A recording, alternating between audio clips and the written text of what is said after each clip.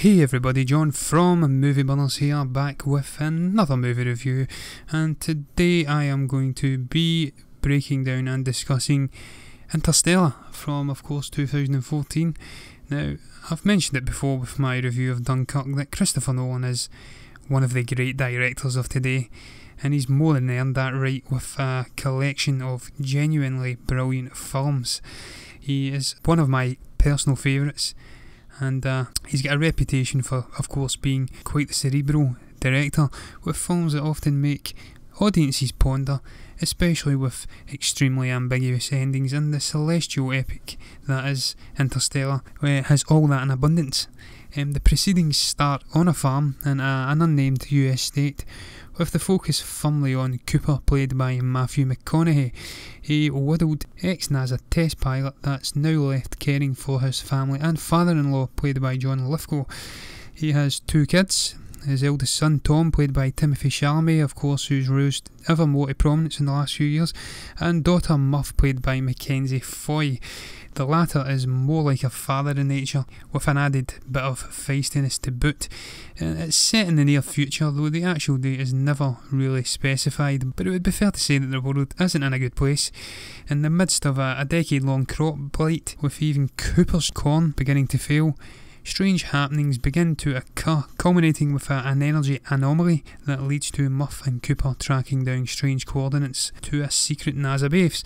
Within this base is Professor Brand, played by Michael Caine, a brilliant scientist with a rather optimistic plan to save humanity.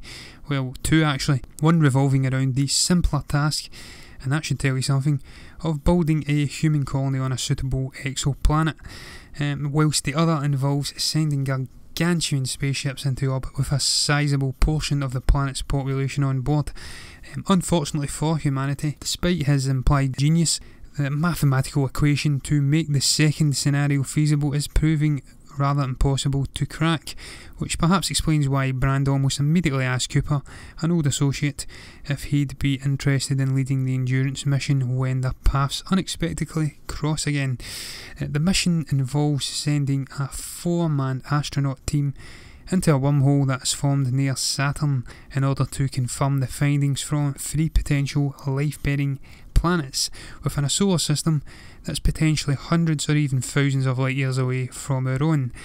Professor Brand, you see, had previously sent 10 other manned craft through, with only 3 signals returning to date, and he needs assurances of their suitability before forming any concrete plans.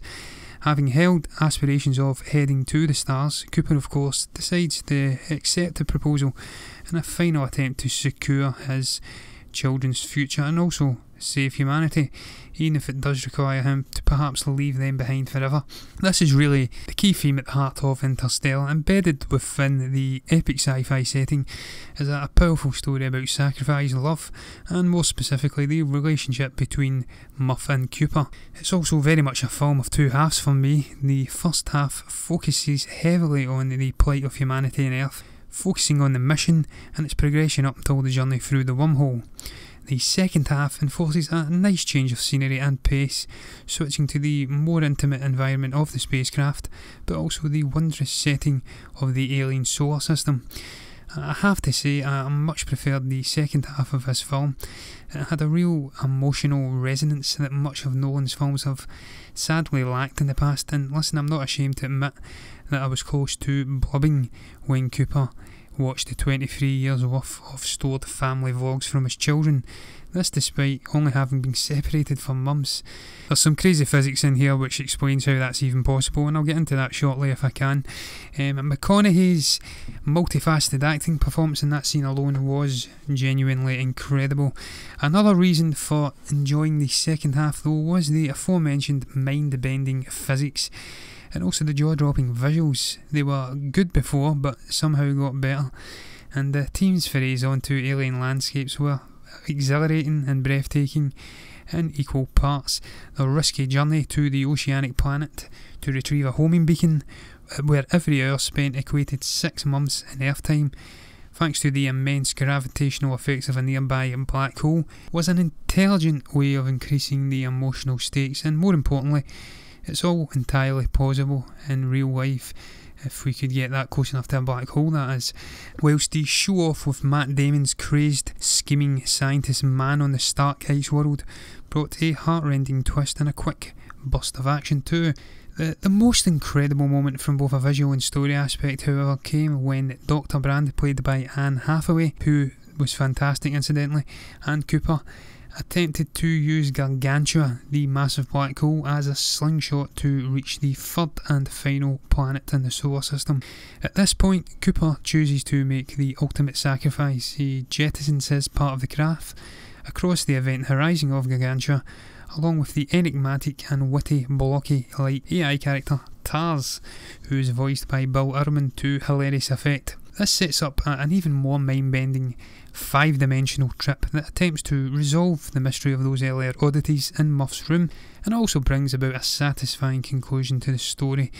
This ending divided opinions at the time, and for many it was so ambiguous and head-scratching that it left more questions than answers. Personally, I loved the ending, but I do enjoy films that actually make me think, and the key to everything in the end was both love and gravity. Cooper, having interacted with the 5-dimensional beings that created the black hole, discovers that he is able to communicate with Muff, thanks to said beings creating a 3-dimensional surrounding to help him process things, and he uses the love he has for his daughter and also gravity to affect her environment and relay the necessary information in which to help her crack the equation.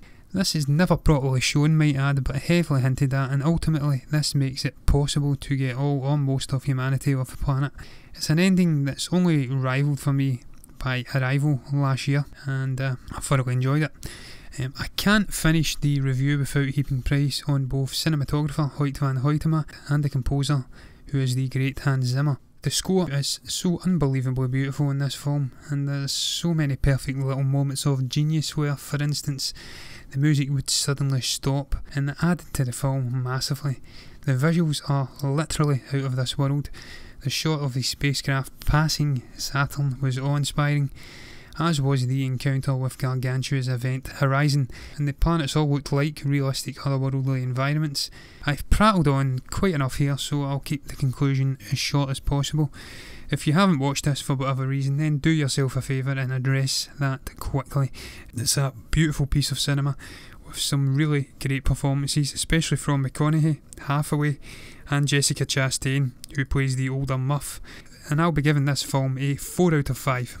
Remember guys, if you're enjoying the content we're putting out, then be sure to subscribe to us on YouTube and iTunes, and give us a little follow on Facebook at Movie Burner Entertainment and on Twitter at Movie Burners. You can also catch up with all the latest reviews we're putting out at the Movie Burner blog on movieburnerentertainment.org.